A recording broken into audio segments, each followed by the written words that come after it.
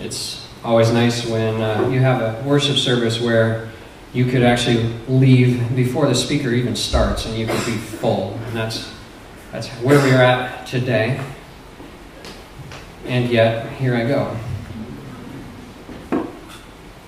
Consider this, students, the end of 7th period. 8th period has just begun. You have one more class to sit through, and then you'll be dismissed. It's been an honor to teach all of you seniors. It's been an honor to be asked today to speak to you again. It's a privilege to be here. Thank you for the opportunity to do this. I want to make 3 points today. And I know that you guys are tired. I know that your minds are reeling and you're thinking about all kinds of different things. And so I'm going to try to keep this fairly simple, not necessarily short, but simple.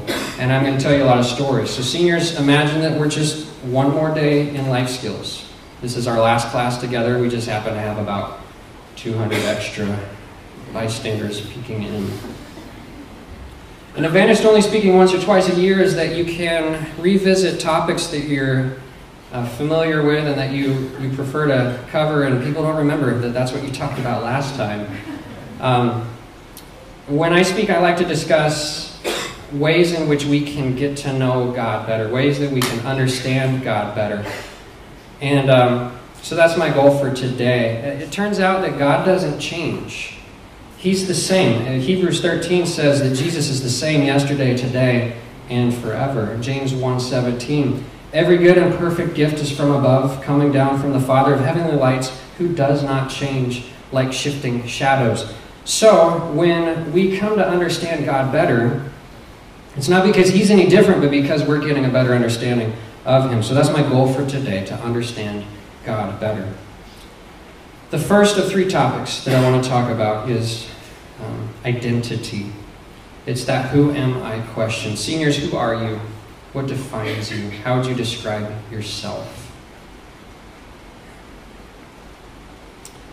Yaelin talked about this a little bit on Thursday, and so that means I don't have to talk about it quite as much to you. She covered a lot of it, so that's nice. I appreciate that, Yaelin.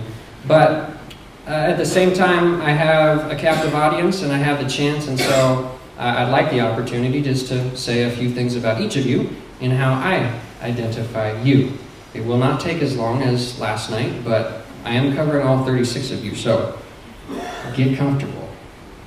Now, I know not all the seniors are here, but I'm going to speak directly to you as if you were, because we are recording this, so if you aren't here now, you can watch this later on. Sam Adamson. For years, you were the peon sound guy we'd always asked to do the things none of the rest of us wanted to, like coil the snake. You earned and wore the cord of shame on more than one occasion on outreach, but you've since become a respected leader and a true servant. You have been part of countless chapel, youth group, and Sunday services, and have made it possible for the rest of us to have meaningful worship experiences. That's an amazing ministry for all these years, and it's been a pleasure to work with you. Ian, one of my all-time favorite quotes from a student came from you when you said, "You know, other than my dad, you're probably the teacher I spank the most." And what really made it is the use of the word probably. I thought through all your other teachers, and it's a true honor, though. You were one of the elite 8, going all the way back to 5th grade.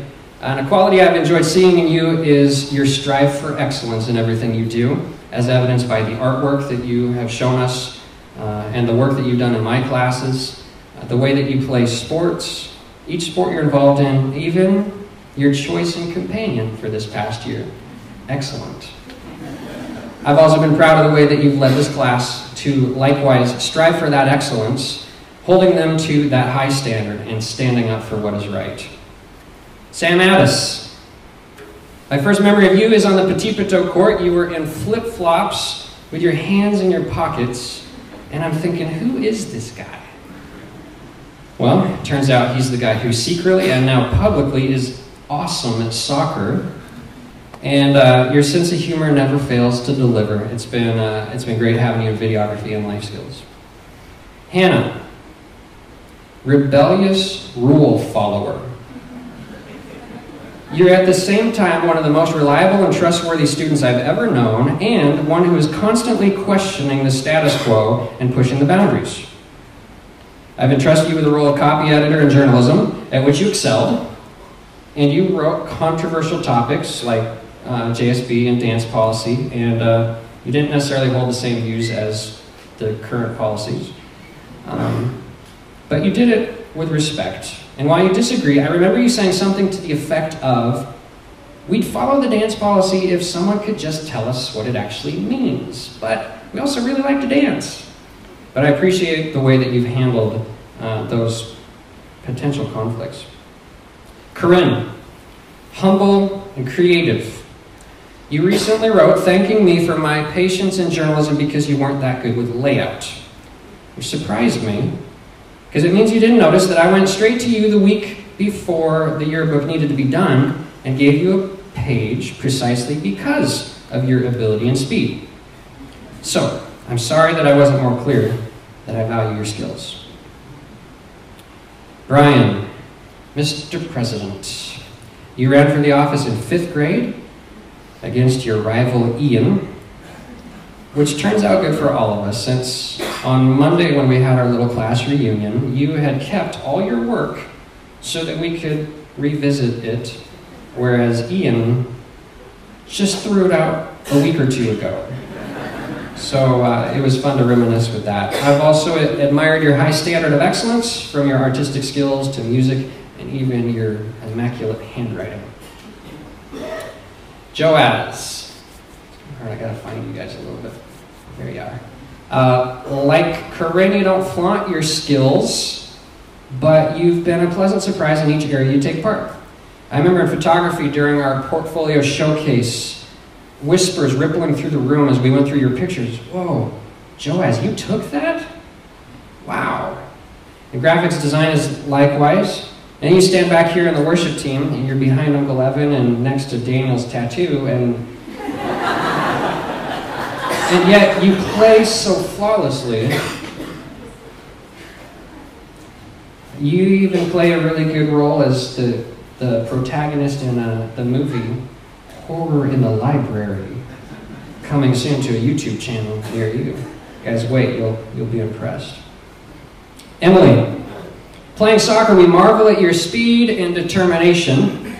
I love watching you kick in the afterburners and fly across the field.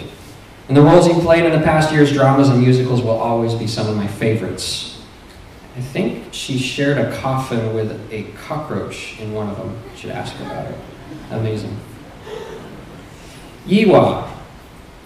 I think it's obvious to all of us what Yiwa's problem is. She's a grouch. And it's contagious. When I wasn't a morning person, I would find that kind of cheerfulness annoying, but I've since grown up.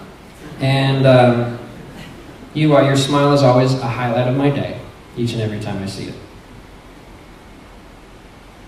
Harim, you have a solid reason to be angry with God, even from an early age, and yet you are a spiritual leader here.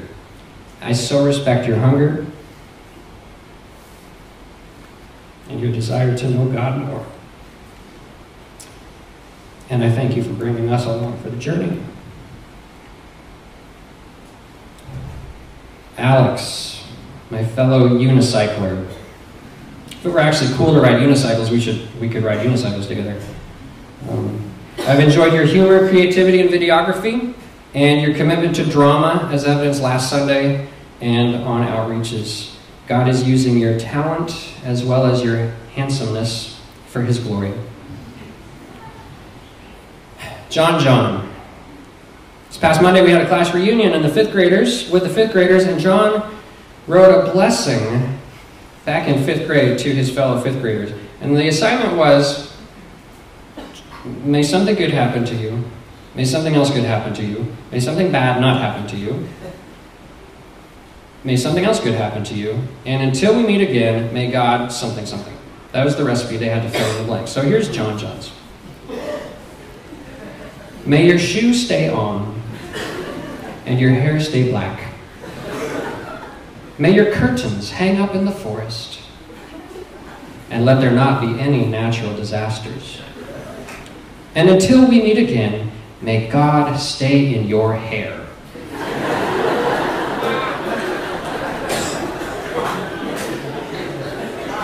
John, you've always marched to the beat of a different drum. I love you for it. May God stay in your hair, girl puppet. Angela, I've actually known you longer than any other graduating senior. I taught your older sister, Kayla, in 3rd grade, which would have you at about 3 or 4, I think. But since you come to DA, I've always loved seeing your sweet smile, your cheerful greeting. You're also clever, creative, and klutzy, or at least your character was in that video. Connie, the only student I've ever had who's called me an idiot. You've got sass, and I love it. Also, beautiful singing voice, great acting skills, you're a gifted writer, and forgiving. Right? I left her out of the yearbook last year. She wasn't there for the class picture. I told her I'd Photoshop her in, and then I moved to Germany. And just last week, she forgave me for that, so thank you. Heather, the only student I've ever had who's called me babe.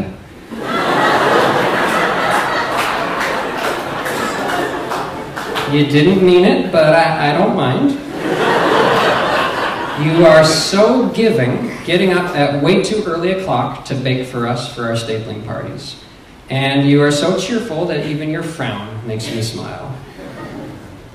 Ethan, my second-hand man.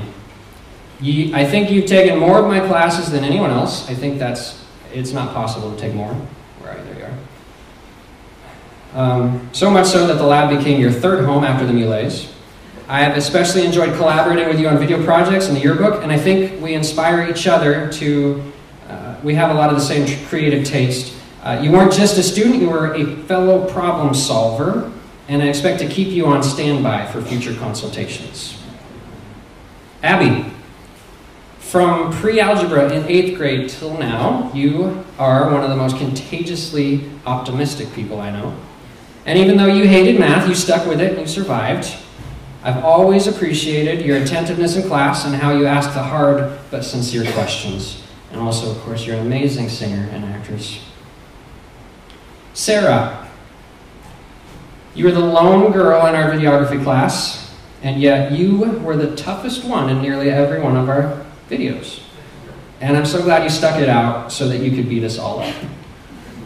I discovered your love for writing when you took a 600-word count article assignment and turned in 2,500 words. And I was riveted through the whole thing. Easily the longest article ever published in Lion's Eyes. Carrie Brooke, might just be the one I most enjoyed watching grow up all these years. In 5th grade, you were just one of the guys. You were faster than anyone, you were better at soccer than anyone. And now, you're faster than anyone, better at soccer than anyone, but a stunning young lady, sweet spirit, and I'm very proud of you. Jason, always fun, there. Always fun to hang out with you from a rope, from the highest building on campus. Thanks for being the stunt coordinator for our one-take video. I appreciate your sense of adventure and the way that you have tempered your wildery tendencies when you've had to. By the way, are you carrying a knife right now? That's what I thought. Yaelin, you are valuable.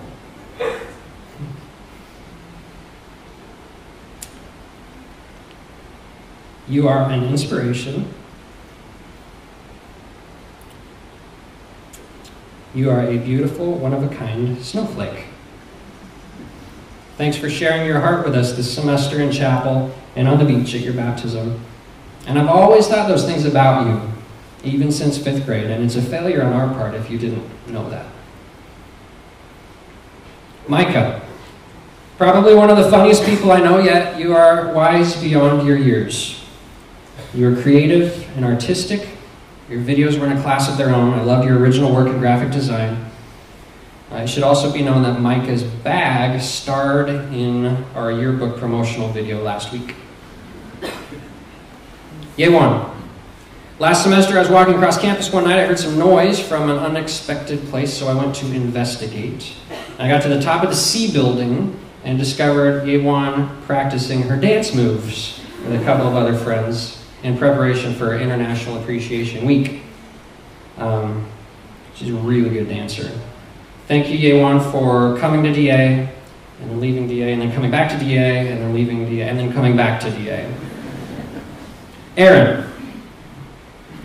It's probably hard to follow in the footsteps of your older siblings, relate to a teacher they have their own extensive histories with, but you carved out a place all on your own. Not one to imitate, you never took journalism, but you went for videography instead, and learned that you got some game. So along with the Lagerstedt legacy of March Madness championships, you always have filming to fall back on as well. Jordan Moulter. We share an affinity for Northern California, having both been at the same school in Redding. You always give a cheerful greeting as we pass in the hall thing near your dad's classroom. Jordan is a genuine boy band aficionado, and you'll always be gorgeous George to me. Jordan Nix. Take some kind of guts to leave the place you call home and graduate with us here instead. It's an honor that you think so highly of us. It's been fun collaborating on some great projects, including the one-take video, and you did a great job on the outreach video as well. Thanks for filling in for me when I couldn't go. Mark. Hi, cute baby. You say that around me so much, I think I'll just call you that from now on. One thing I really like about you is that you're really smart and creative and funny, yet you're so low-key about it that people have to get to know you to figure it out. I'll always remember you in my grandma's wig, screaming your head off as you get taken out by a tsunami. Good times. Melody. Without a doubt, the most apologetic and appreciative person you will ever meet. The video last night did a great job demonstrating that. Kate, you were spot on. Probably apologized to a mosquito after swatting it off her arm. Melody even apologizes for apologizing. Nonetheless, Melody, you are sweet and attentive and helpful and thoughtful. We're all better having known you. Daniel. I always know I'm getting a hug or a handshake when I see this guy coming across campus, even this morning. You brighten my day. I love listening to you play on the worship team or pretending to play during Senior Cafe, because we all know that was a recording. Couldn't have been that good. No way. You're also either really brave or really crazy to get a tattoo here in Dakar and roast a pig out, and just, I hope you are okay. Rebecca, the way you've been praying for Kylie even before you ever met her is so humbling and so touching to us. There she is. Mrs. E.M. and I are both so impressed by your sensitivity and care for others, as evidenced by your devotion to Kylie and your part in Operation Matchstick. I'm not sure what took you so long to get here to DA, but you leave with us having two regrets. One, you only just got here. Two, you're already leaving. Rachel, amazing talent in music and dance. It's fun having you sit in life skills this semester. I've seen you around for years, but have enjoyed watching you have the chance to plug in even more this year. And remember, it's not what you don't do. Josiah, madman on the drums. You're the definition of passionate. I think I told Josiah this before, but the other Thursday, a few Thursdays ago, at the Mulet's house, they were having senior worship, and those guys just sing so loud, in fact so loud that we couldn't do anything next door. So we stopped what we were doing and just listened to them. And I may have actually kind of snuck over to get a closer look to see what was going on. And right there in the middle of it is just Josiah just like singing his heart out to God. Like that, I love that. You're just sold out for Jesus. I love it. Stephanie, another huge Kylie fan, our number one soccer buddy. So many good memories on the Petito court and soccer field. Your joy to coach and teach. You've always been incredibly helpful. Always willing to go the extra mile in journalism. I always love watching you coach the younger kids. I'm sure you've made a lasting impression on many lives. 3 left. Joseph Yoon. Even though you're usually... Is Joseph awake, by the way? Where are you? Okay. Even though you are usually falling asleep in my classes, I really like you for some reason. But seriously, I do respect the man that you've become, from the squirrely, pudgy little middle schooler to this handsome, spiritually deep young man. I'm really glad I got to be part of your life. Ben. Ben's not here, is he? Okay. Ben, you've always been quiet in class, from 8th grade computers to this year in life skills. I remember this past semester we were on the same intramural soccer team. We needed a leader, and you stepped up. You were patient, encouraging, even though we didn't play very well. I know we were letting you down. You never showed any frustration. I remember being really impressed with that a guy with your skill would be so considerate and patient. And I meant to thank you for that last semester, so instead I'll do it now. Thank you, Captain.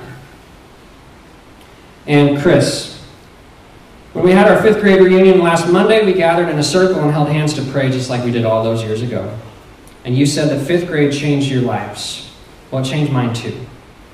It's been an honor to be here with all you guys all this time. I've watched you excel in multiple sports, music, drama, sound. I've taught you in videography, photography, journalism, graphics design, life skills. You'd think I'd be sick of you by now. But I'm thinking we're not done yet. So how'd I do?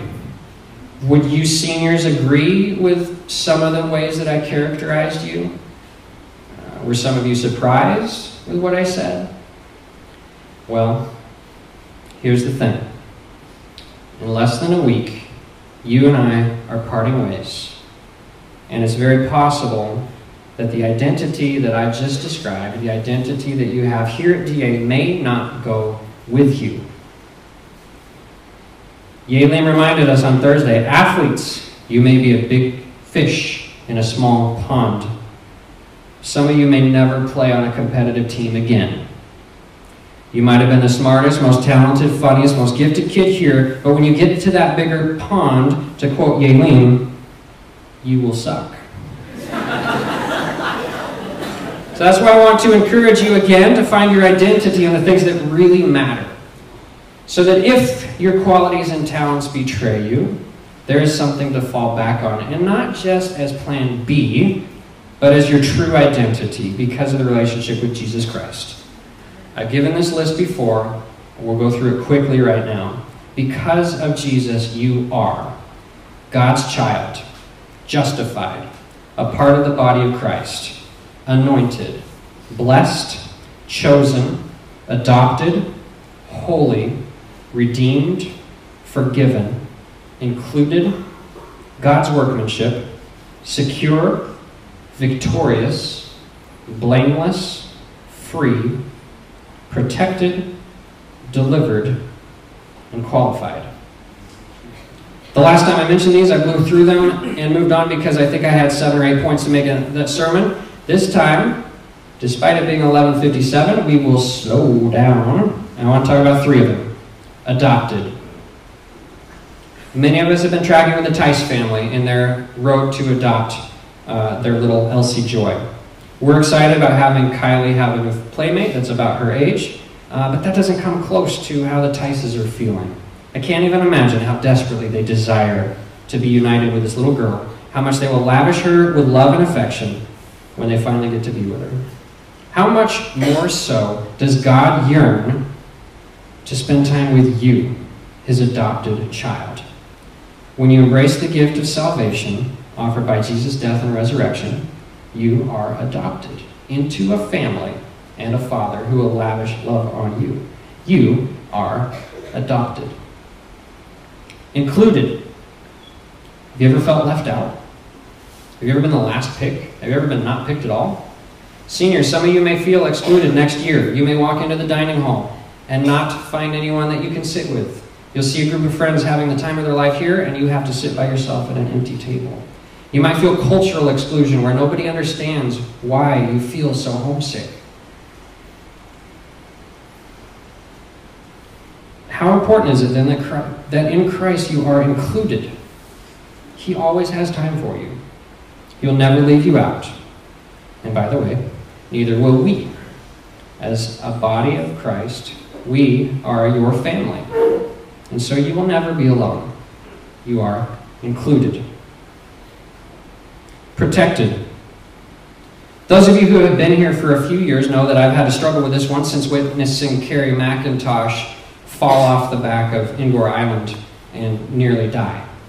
God and I had a rather heated conversation about how, even though Psalm 131 says, I will not let your foot slip, I will keep you from harm, she fell. And that's a whole different sermon in and of itself, but the gist of it is the difference between hurt and harm. You might get injured, you might get sick, you might even die, but your salvation is secure. Your soul is protected. The enemy cannot win. No matter what he may throw your way. You are protected. There are many other wonderful aspects of our identity in Christ, but we're going to move on to point number 2. And these next 2 don't take as long, but it's a phrase that I've learned to apply to my life with mixed success. The first time this phrase came about, I was probably about 15 years old. I had my new driver's permit, so I was learning to drive. I was behind the wheel, and my dad was sitting right next to me in the passenger seat.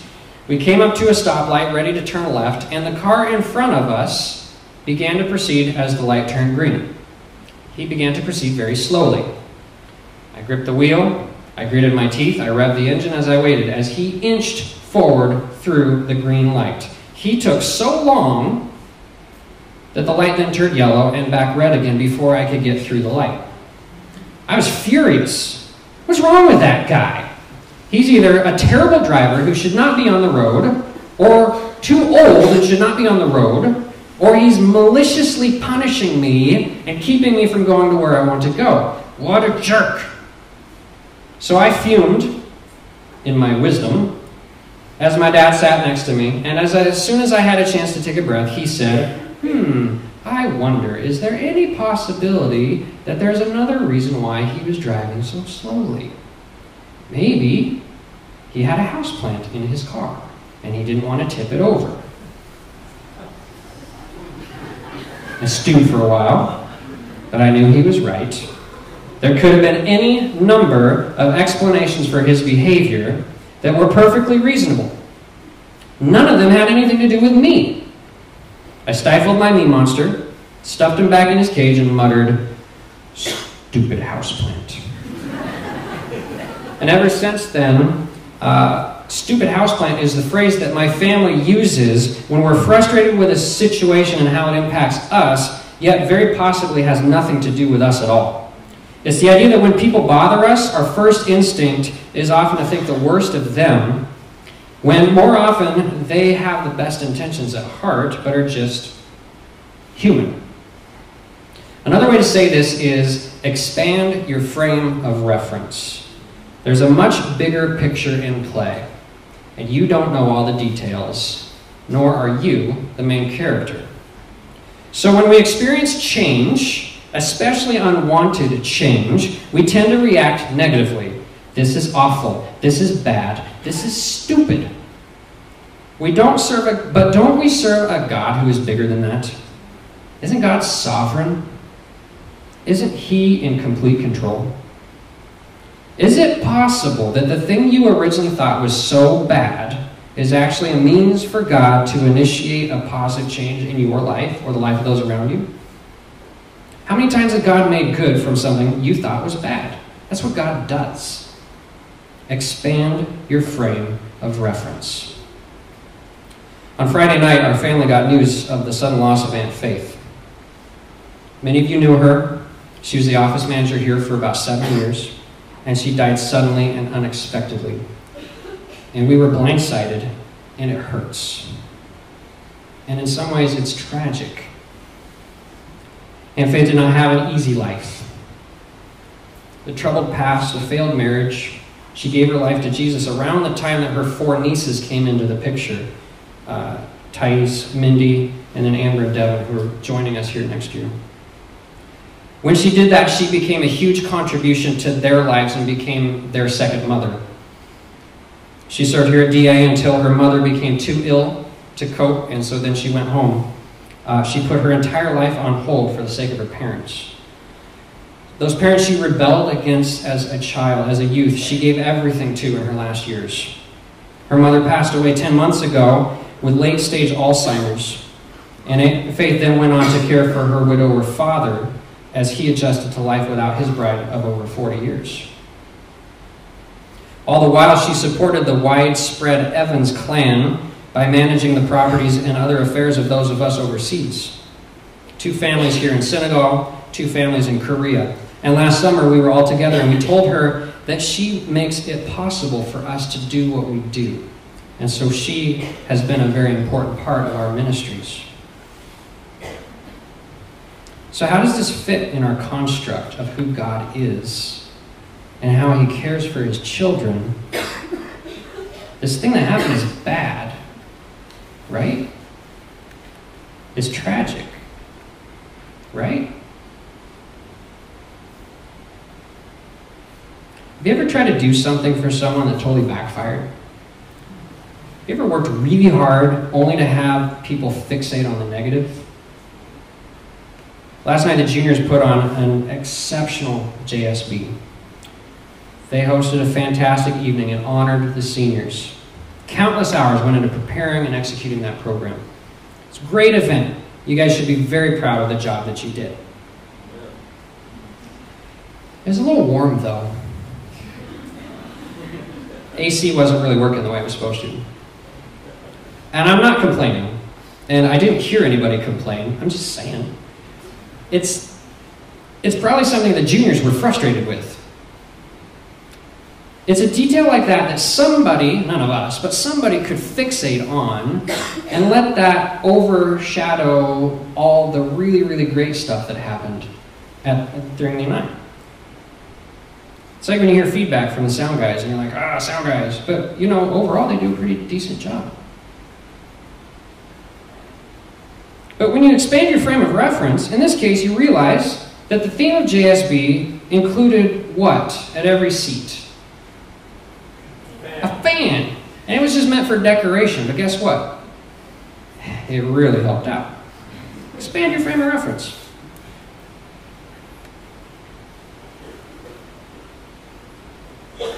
Aunt Faith is gone. We're sad. Is there more to it? I'm not by any means suggesting that her death is a good thing. But I am suggesting that we serve a God who can and does work for good through the hard things. It's not always good to speculate, but I think if we do so within the context of what we know about God and what we know is true about God, then it might help. And I got this morning, and I really do hope it's from God, but we feel that God took Faith too soon. She was 57. What if the opposite were true? What if God has intervened to sustain her for his purposes? There's some evidence to suggest that she may have had undiagnosed heart issues for years, even while she was here at DA. She didn't always treat her body like a temple. The consequences of her actions earlier in life may have been taking their toll longer than we ever realized. If Aunt Faith had gone during her rebellious teens and 20s, her 4 nieces wouldn't have had her as their second mother. She never would have met any of you. If she had gone even just a few years ago, all of our lives would be very different. Seniors, it was your freshman year that Aunt Faith and Aunt Jewel's mother fell ill. If Aunt Faith were not here to go, it would have fallen on Aunt Jewel. And your entire high school career would have been without Evan and Jewel.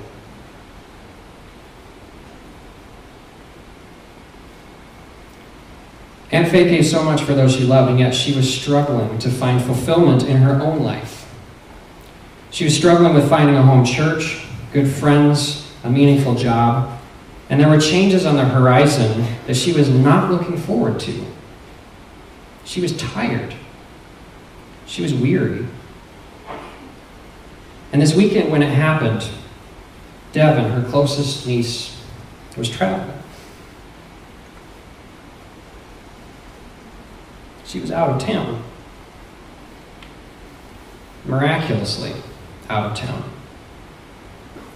Aunt Faith's father was literally hours away from a life transition that would provide him the care and support that Aunt Faith had been giving prior. Her brother was in a better place than he'd been in weeks or months. This weekend, Aunt Jewel had finished with all the major tasks that she had to accomplish here at school, and is now in a position, although not choosing to, but able to address this. This weekend, everyone was okay. What if God delayed an inevitable event, one caused by living in a fallen world, and allowed it to work for the good of those who love Him? Is it possible? Does that sound like something God would do? Expand your frame of reference. Yes, it's still sad. It's sad to us because we miss her. But she's home. She's healthy. She's happy. She's with her beloved mother.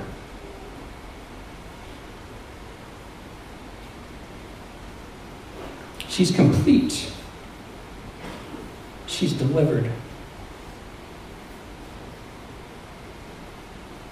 She's redeemed, holy, and victorious. She is now receiving the ultimate reward.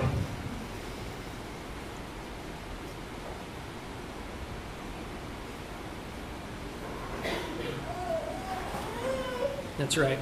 That's right.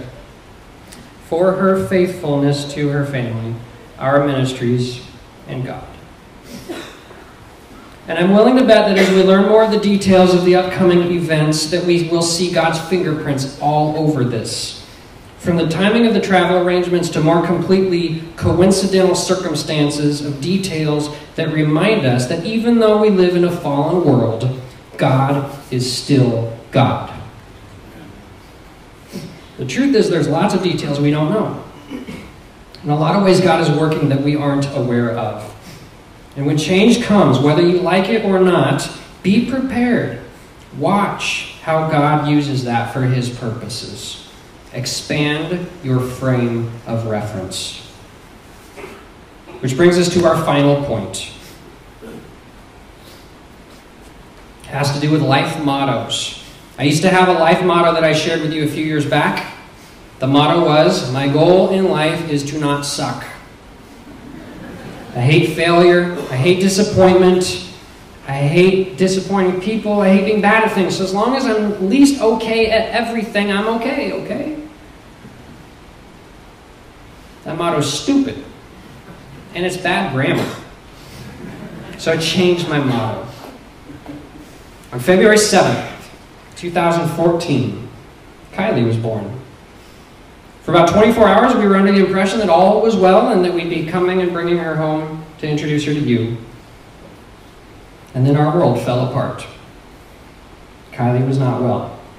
Kylie's needs were greater than Senegal could handle. To survive, Kylie needed to leave as soon as possible.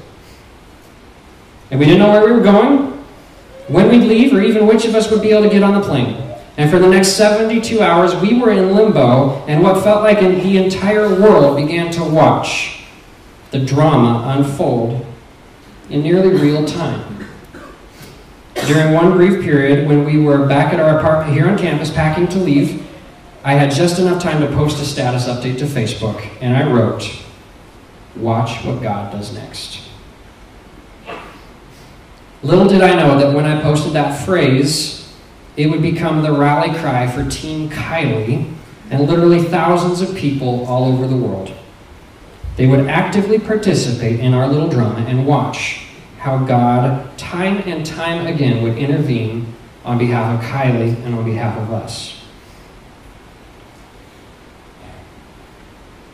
If you believe that God exists and that He is sovereign and that He loves you, then you can choose in any situation to watch what God does next. Even when, and especially when, you have no idea what's next. 1 week from tomorrow, Kylie has a day of doctor's appointments in Portland, Oregon. And then the next week, June 17th, she's scheduled for surgery on her cleft palate. Many of you have been praying all year for divine healing for Kylie, that she wouldn't have to have this surgery. And so far, God has answered no. Are we disappointed? Not really. I mean, we would have loved to share that with all of you and all the rest of Team Kylie across the world, that God healed Kylie for His glory. And we will do that if He heals her yet. He has 17 days. But we have chosen to expand our frame of reference as we look to the one who has adopted, included, and protected us to this point, and trust that He has a sovereign plan that is bigger and better than ours, and we will watch what He does next. And now, seniors, so should you. Whatever is hard, whatever is different, whatever is scary, embrace your identity as adopted, included, and protected. Expand your frame of reference and watch what God does next. Thanks.